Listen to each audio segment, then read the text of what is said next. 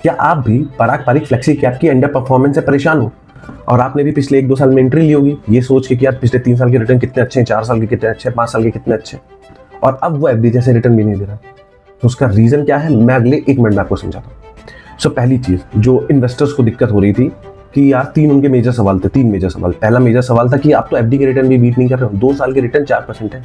दूसरा, आपने एचडीएफसी में इतना पैसा क्यों डाला हुआ है, और तीसरा, आपने खुद की कैश होल्डिंग इतनी क्यों रखी हुई है। इसके अलावा भी जो उन्होंने जवाब दिए मैं आपको बताता हूँ। तो राजीव ठक्कर जो कि सीआईओ हैं पराग पारिक के, उनका एक लेटर आया सबको, सारे इन्वेस्टर्स को। तो उस लेटर में क्या लिखा हुआ था, पहली चीज कि अगर आपको एफडी जैसे रिटर्न चाहिए ना तो बेस्ट जगह जो है एफडी में ही इन्वेस्ट करो।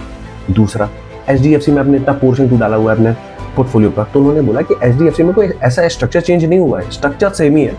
ये जस्ट क्या हुआ है कि जो न्यूज फैली है, जो अंदर की खबरें, उसमें दिक्कत है, तो वो कुछ साल में सही हो जाएंगी। तीसरा, आपने इतना कैश क्यों रखा हुआ, 25% होल्डिंग है आपकी, 14% होल्डिंग है।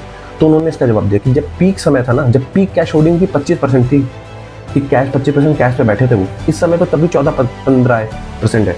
इसका मतलब कि उनको अपॉर्चुनिटीज दिख रही है मार्केट में इन्वेस्ट करने की, जस्ट मार्केट ही थोड़ा ओवर वैल्यूड है, तो वो करते ही नहीं है साहब। और चौथी चीज, यार देखो, तुम आए थे इन्वेस्ट करने 2 साल के लिए, 3 साल के लिए, 4 साल के लिए, इनके लिए नहीं आए थे। तुम आए थे 5 साल, 10 साल, 15 साल लॉन्ग टर्म इन्वेस्टर देना, तो 1-2 साल के अंडर परफॉर्मेंस तो होगी ना। मार्केट कभी भी सीधा नहीं जाता है, वो वोलेटाइल होता है, और वही उसकी खासियत है। सो अगर आप भी पराग पारिक में हो, इन्वेस्टेड रहो, मैं भी इन्वेस्टेड हूँ, मेरा खुद का एक बड़ा चंक उसमें इन्वेस्टेड है, तो आप भी इन्वेस्टेड रहो और अपने आसपास के जो लोग हैं उनको ये वीडियो भेजो कि उनको भी समझ आए कि क्या करना चाहिए। बाकी for long term investing, you know this is the right place. Thank you.